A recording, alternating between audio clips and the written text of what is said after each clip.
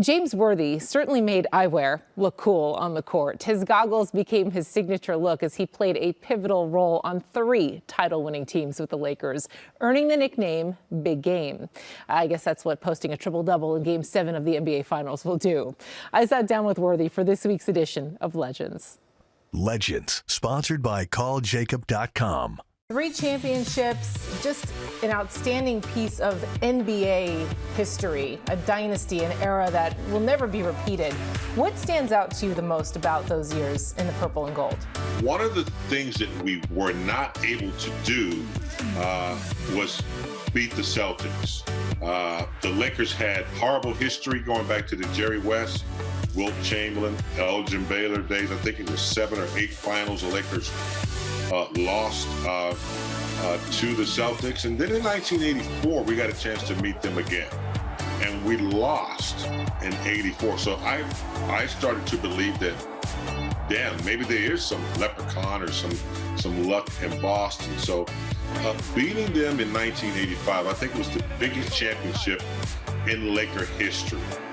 Because not only were we representing ourselves, we were representing all those players that came before us and the fans that just heartbroken over the years. I think about Chick Hearn having to call those games all those years. They tried to use other tactics to mess with you guys. They had no heat in the winter, no air conditioning in June and July when the humidity was flying off the scale. The nastiest, dirtiest fans you ever wanted to meet.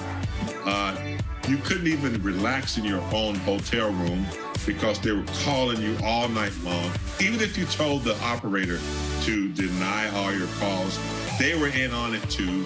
Fire alarms going off all throughout the night.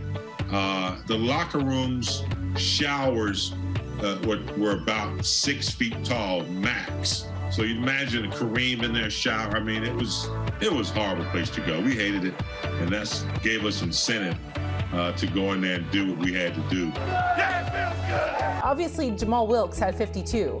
When Lakers draft you #1 overall, so you get to the Lakers, you've worn 52 your whole career. How did you come up with 42? Because that's a very special number in sports. I was talking to my dad. You know, I had just signed my contract, and I told my dad, I said, man, I'm not going to get to wear 52 anymore. And my dad's a huge baseball fan, especially the old Negro League. And he really was a big Jackie Robinson fan. And he said, hey, he didn't even say the number.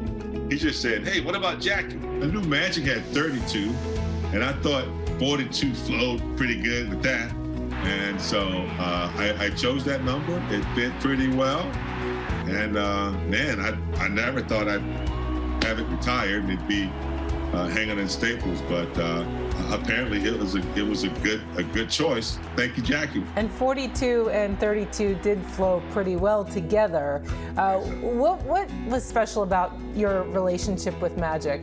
I thought I was pretty damn good until Magic retired, and then he made everybody so much better. His ability to pass the ball, his size, his talent, but he also had that will. He had this special innate will to win, and it was contagious. A special teammate.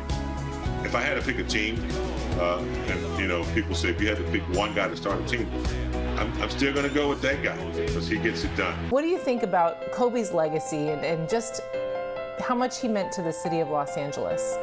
Man, miss him every day. You know, did have a slight unique relationship with Kobe. I was working with Byron Scott at the time, helping Julius Randle and Larry Nance and some of the bigs.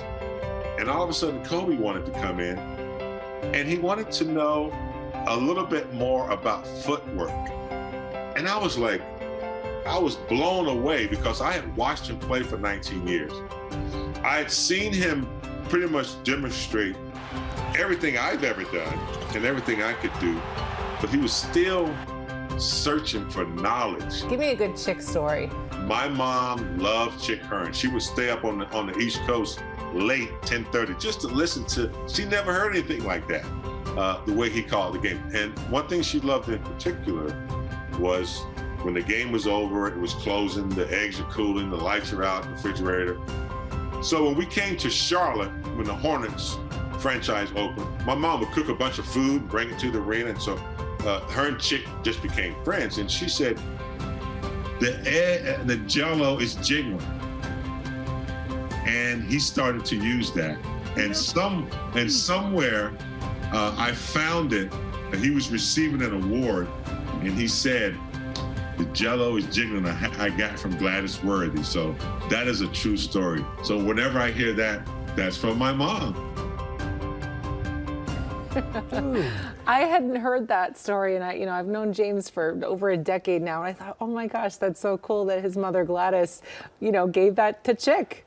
Great job by you. I know you don't like accolades and people telling you great job, but Jamie, that's awesome. You got those stories out of James, and James doesn't open up that much. Usually he tells the same stories, and they're great stories. Yeah. But talking about his mom and Jackie Robinson, great job by you, Jamie. Thank you. I appreciate it. And I have to say, you and I are so fortunate to work with some amazing athletes in our media careers. And as media teammates, I have to say, James Worthy is hands down just the best. He is as cool as he comes across on TV, and just a spectacular guy. Do you still do that?